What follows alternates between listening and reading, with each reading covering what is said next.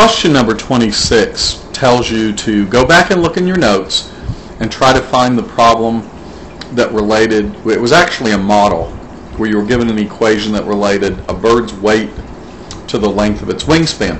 But I think the best thing for me to do is let's just rework the problem. Okay? So go with me to the paper. Come on with me.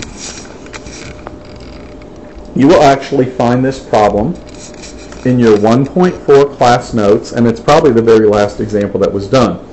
I'm not going to write the whole problem down because you have your notes to look it up in. But basically it said that a bird's weight in kilograms was able to be computed with the following formula. W represented the weight in kilograms, L represented the length of the bird's wingspan in meters, and that for certain species of birds this formula related their weight to the length of their wingspan, which makes sense. Part A of the question asked you to approximate the weight of a bird whose wingspan was 0.54 meters.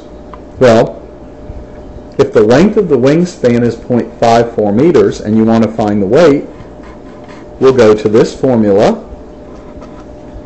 and L was given to be 0.54. So what you would do is you would pull out your scientific calculator.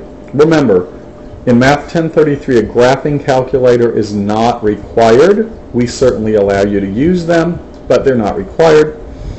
If you pull out a graphing calculator or a scientific calculator and type this in using your power key, multiply by 1.3, you come out with W is approximately, this is why I'm putting the not equals, but approximately equal to 0.20 kilograms. So if a bird has if this particular species of bird has a wingspan that is 0.54 meters long, a little bit more than half a meter long, it would weigh approximately 0.20 kilograms. So this part is pretty easy. Part B can get a little bit more confusing, but I want to explain to you how to do it. Part B in the class notes asked you to find out what would happen to a bird's weight if the length of the wingspan doubled. Now, here's how I suggest getting the answer to this problem. This is your original formula. All right? This is the original formula. Now, if I doubled the length of the wingspan, here's what would happen. W would equal 1.3. Well, here I had L being raised to the third power, but if the length is doubled, you know what L is if you double it, it would be 2L. And that whole thing would be raised to the third power. You with me?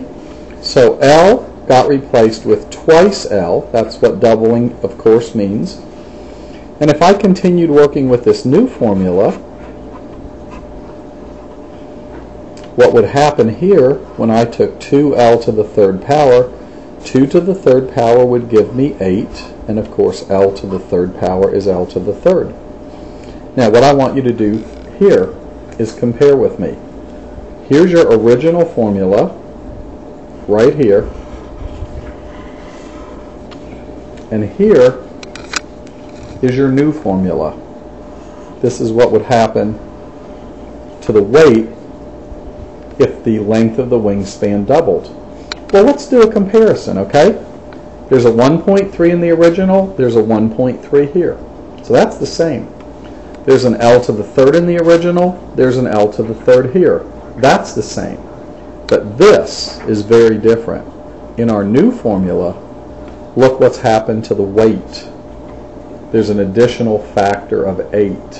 So what that means is, when the wingspan doubles, what would happen to the weight is the weight would get multiplied by a factor of 8.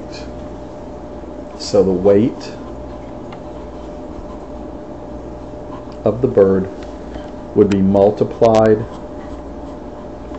8 times. And that would be our answer to part B. The bird's weight wouldn't just double, the bird's weight would get multiplied by a factor of 8. That's a lot of change in the bird's weight. So if that wingspan doubles, that bird's getting heavier. In fact, 8 times heavier than it would have been originally.